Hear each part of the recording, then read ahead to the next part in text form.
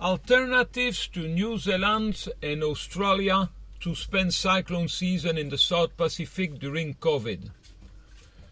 Right now, because of COVID, lots of cruisers are in a turmoil and stress over where to safely spend the coming cyclone season in the South Pacific with all current border restriction and especially the refusal by New Zealand and Australian government to let international boats to enter and spend the cyclone season there as they have traditionally done.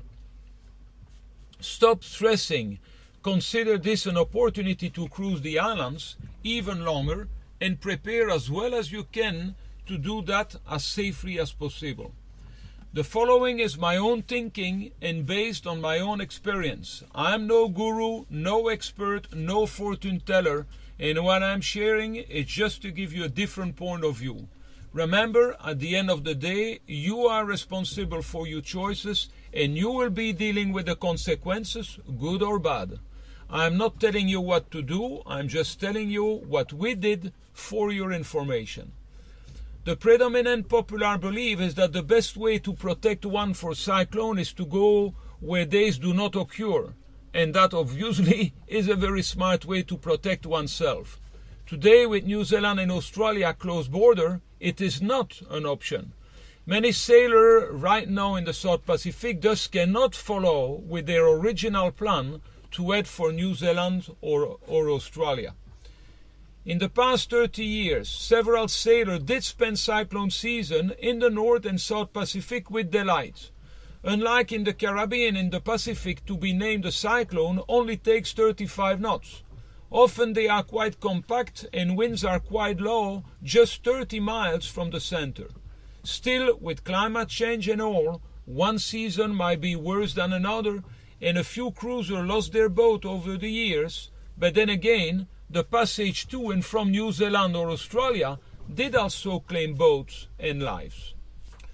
We ourselves cruise with pets on board, and the difficult and expensive regulation to enter New Zealand and Australia with pets made us look for an alternative way to be safe during cyclone season. From 1999 to 2012, we cruised the South and North Pacific full time without ever going to New Zealand and Australia with the boat. In 12 years, we anchored down on a few occasions and weathered only 2 cyclones. French Polynesia is a great place to spend time. First of all, it offers the Marquesas, perhaps rolly for monohulls except in a few places, but no cyclones from memory. Local people are very friendly and provisioning by air and sea from Tahiti is regular, albeit expensive, and local administration can be usually quite humane and understanding. Long-term visa could be obtained from abroad in the past with valid reason, and Europeans can stay as long as they like. Avoid the Tuamotus and really pick a good protected anchorage if you decide to stay in the crowded societies. American Samoa offers Pango Pango as a good hurricane hole. We spent almost a year there and weathered easily Cyclone Eta, and should be easy for American citizens. Tonga and Fiji has several areas quite well protected, as does Vanuatu and New Cal.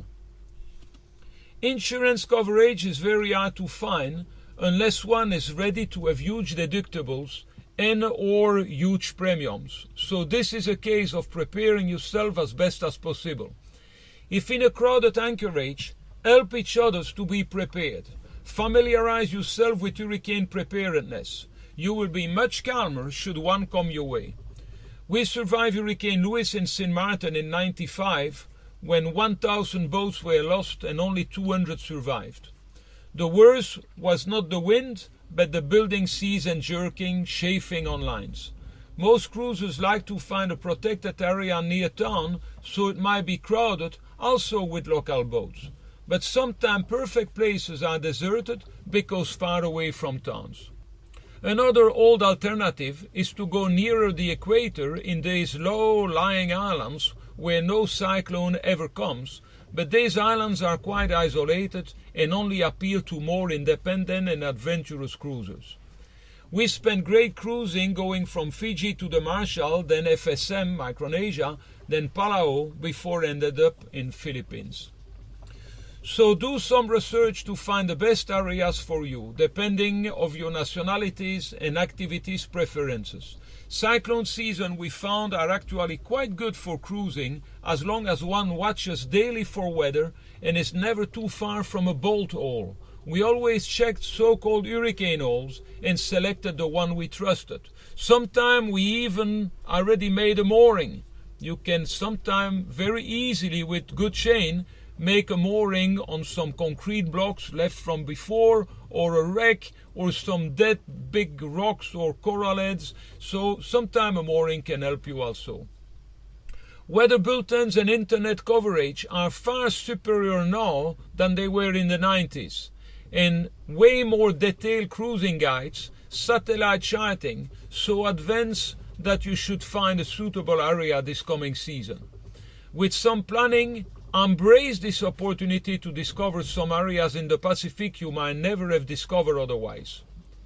My name is Luc Calabaud, and Jackie Lee, my wife, we are SSCA Commodores sailing on the trimaran Sloopmush since 1992, and our detailed cruising letter from all those years in the South and North Pacific can be found in SSCA bulletins over the year on noonside.com, on our own website, this is called tropicalsailinglife.com, and on many other online sources where they quoted some of our reports.